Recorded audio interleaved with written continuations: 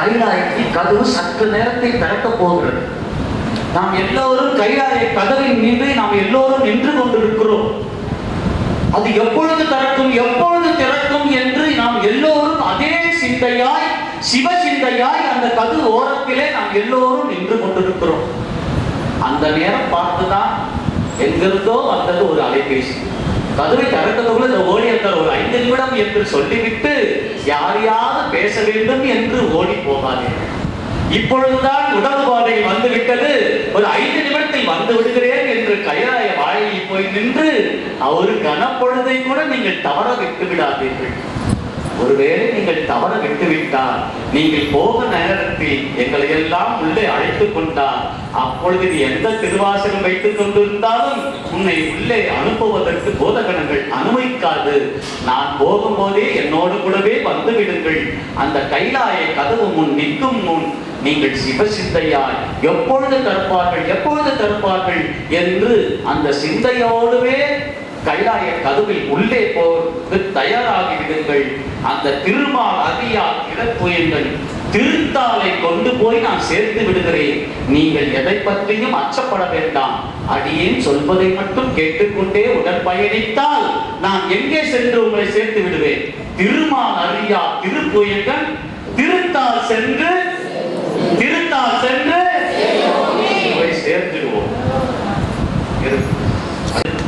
அந்த சிந்தனையிலே நாம் சிவத்தை புகுந்த வைத்து அதை அடையுமாறு செய்யுங்கள்.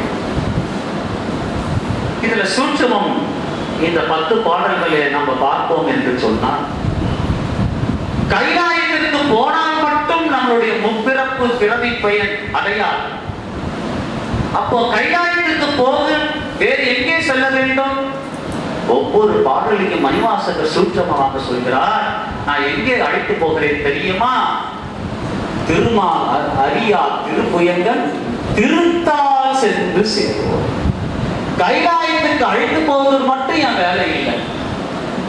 கைலாயத்துக்கு அழைத்து போவது எப்படி தெரியுமா? உங்களை எல்லாரும் திருவண்ணாமலைக்கு அழைத்து போவது போல அவன் திருவடியிலே புகுமாறு செய்வது எப்படி தெரியுமா? திருவண்ணாமலை இருக்கிற அண்ணாமலை ஆலயத்தில் உள்ளே புகுமாறு. திருவண்ணாமலைய போனதாலேயே அண்ணாமலையாரை தரிசனத்தை கண்டுவிட்டோம் என்பது அல்ல, அவன் ஆலயத்திலே புகுமாறு செய்யுமாறு செய்யும். இங்கே கைலாயத்தை அழைத்துக் கொண்டு போகிறான் மணிவாசகர் கருத்தகை. அங்கே போய் திருமால் அறியா திருப்பயங்கள் திருத்தால் சென்று சேர உங்கள் சிந்தனையை தெளிவாக வைத்துள்ளது. இப்போ உங்களுக்கு எல்லாம் சந்தேகம் வந்துச்சோ இல்லையா? எனக்கு ஒரு சந்தேகம் வந்துச்சு. அப்படி ஏன் மாணிக்க வாசகர் கேட்டார், ஏப்பா கைலாயத்துக்கு போனா அங்க எல்லாமே சிவமாக எனக்கு தெரிவாங்க. இவரும் சிவம், அவரும் சிவம், அவரும் சிவம், அவரும் சிவம். பூலோகத்துல இதை போட்டுனாவே நான் சிவமா சிவமா எல்லாரையும் சிவன் சிவன் பாவிக்கிறேன். இன்னும் நீ கைலாயத்துக்கு அழைத்து போய் மெய்யடியா திருக்கூட்டத்தை கண்டுபிட்ட பிறகு எல்லோரும் சிவமாக தானே தருவார்கள். அந்த சிவபெருமானுடைய திருவடி எது என்று என்னால் உள்ளே போய் நான் புகுவது?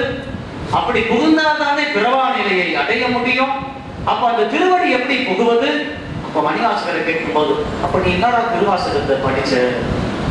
ஏன் சாமி? அதுக்கு தாண்டா 42வது பதிகம் சென்னி 10ல கொடுத்து 10 முதல் அவன் திருவடியை ஒரு சிரத்திலே வச்சு நாளைக்கு கைலாயத்துக்கு நான் அழிச்சிட்டு போகும்போது இந்த திருவடி உணர்வு உனக்கு எப்படி கிடைச்சதோ, அப்போ உன்னை கைலாயத்துக்கு அழிச்சிட்டு போகும்போது சிவனுடைய திருவடியை நீ பார்க்கும் போது, அந்த சென்னி 10 பாடும் போது எந்த உணர்வை நீ பெற்றாயோ அதே உணர்வு நீ சிவபெருமானுடைய திருவடியை காணும் போது உனக்கு அடையும். அப்ப தெரிஞ்சுக்கோ, நீ சிவபெருமானுடைய திருவடி இதுதான் என்று தெரிஞ்சு நீ உள்ளே போய் அவன் திருவடியிலே சென்னை 10 நமக்கு கொடுத்தது. நாம் சென்னையிலே சிவபெருமான் திருவடியை வைத்தது, அந்த உணர்வை பெற்றது, அந்த உணர்வு மேலோங்கி நின்னது. அது என்றும் மாறாமல் நம் ஆன்மாவோடு கலந்தது. அப்பொழுது அவன் அடுத்த 45வது யாத்திரை அழைத்து போகும்போது, அந்த கைலாயத்திலே புகும்போது, அந்த சென்னி 10 உணர்வை, அந்த திருவடி நம் சிறப்பிலே பட்ட உணர்வை மாறாமல் நம்மளுடைய ஆன்மாவிலே கலந்து நிலைத்து இருக்கும்படி நமக்கு அருளை செய்தது.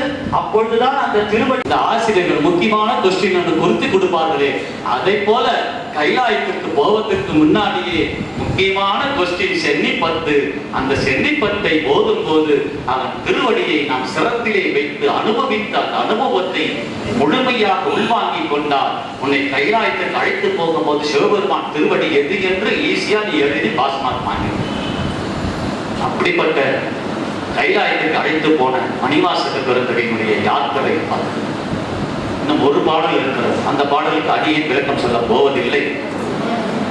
ஏன்னா உங்களுக்கு குரு சொல்லிட்டாரு, அந்த ஒரு பாடலாவது எனக்கு விட்டு வைக்கிறார், அடுத்த பொருட்களை நான் விளக்கம் சொல்லணும்னு சொல்லி அதனால அந்த ஒரு பாடலை ஐயாவுக்கு விட்டு தந்து அந்த கடைசி பாடலை மட்டும் ஓதுமாறு ஓதி வழங்கினானோ அதே அருளை இன்று குருவே எங்கள் மணிவாசக பெருந்தகை உன்னுடைய கருணை அருளை எங்கள் நாவிலே அமர செய்து இவைகளையெல்லாம் கேட்க செய்து அமைத்து இந்த அடியார் திருக்கூட்டத்தில் இந்த திருவாசகத்தை கொடுத்திருக்கிறாயே.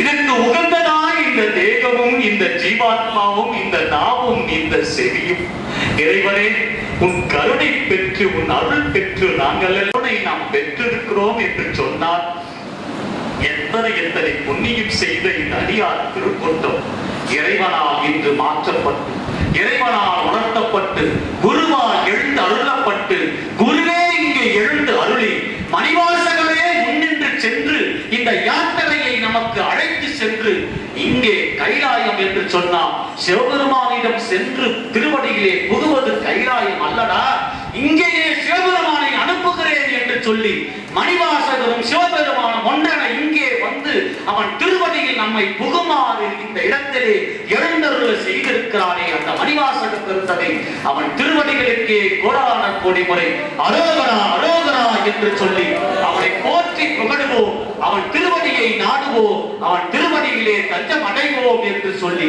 அவன் திருவடியை போற்றி வணங்குவோம். கைலை மலையானே போற்றி போற்றி. ஓம் நம சிவாய சிவாய நம. ஓம் நம சிவாய சிவாய நம. ஓம் நம சிவாய சிவாய நம. ஓம் நம சிவாய சிவாய நம. சிவாய நம. சிவாய நம. சிவாய நம. சிவாய நம. சிவாய நம. சிவாய